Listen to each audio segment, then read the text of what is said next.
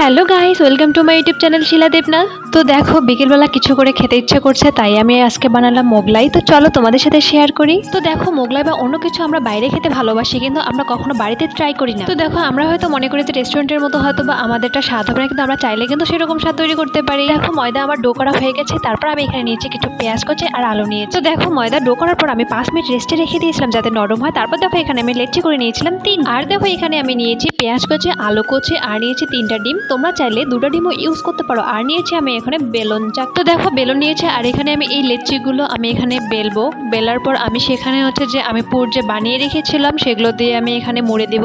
তো বন্ধুরা আমার ভিডিওগুলো তোমাদেরকে কেমন লাগে অবশ্যই আমাকে কমেন্টে জানাবে, আর অবশ্যই আমার চ্যানেলটি সাবস্ক্রাইব করে দিবে। দেখো কড়াই যখন গরম হবে তখন এখানে আমি সাদা তেল ইউজ করব, তোমরা চাইলে সরিষার তেলও ইউজ করতে পারো। তো দেখো এবার আসি আমরা আসল কাজে, যেটা আমাদের খুব ইম্পর্টেন্ট একটা কাজ। সেটা হচ্ছে এই যে আমরা যে ডিমের যে পুরটা আমরা বানিয়ে রেখেছিলাম সেই পুরটা এখন আমাদেরকে এই যে বেলা যে রুটিটা সেটাতে আমাদের দিতে হবে। আর এই যে রুটিটা অবশ্যই বেশি পাতলা করা যাবে না, আবার বেশি ডাবলও করা যাবে না। দেখতে পাচ্ছ আমি রুটি কিন্তু হচ্ছে একদম হালকাভাবে বেলে নিয়েছি।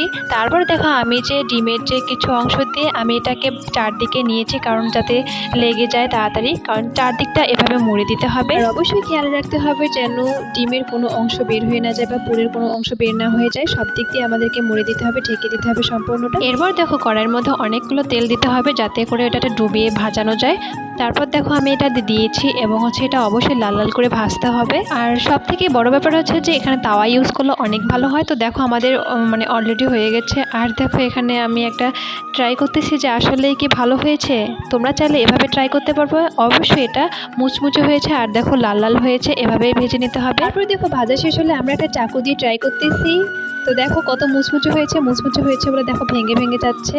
তো কেমন হলো অবশ্যই আমার মোগলাই সম্পর্কে তোমরা আমাকে কমেন্টে জানিয়ে দেবে। তো আমি একটা খেয়ে দেখলাম, তো অনেক ভালো হয়েছে। তোমরা চাইলে অবশ্যই ট্রাই করতে পারো বন্ধুরা।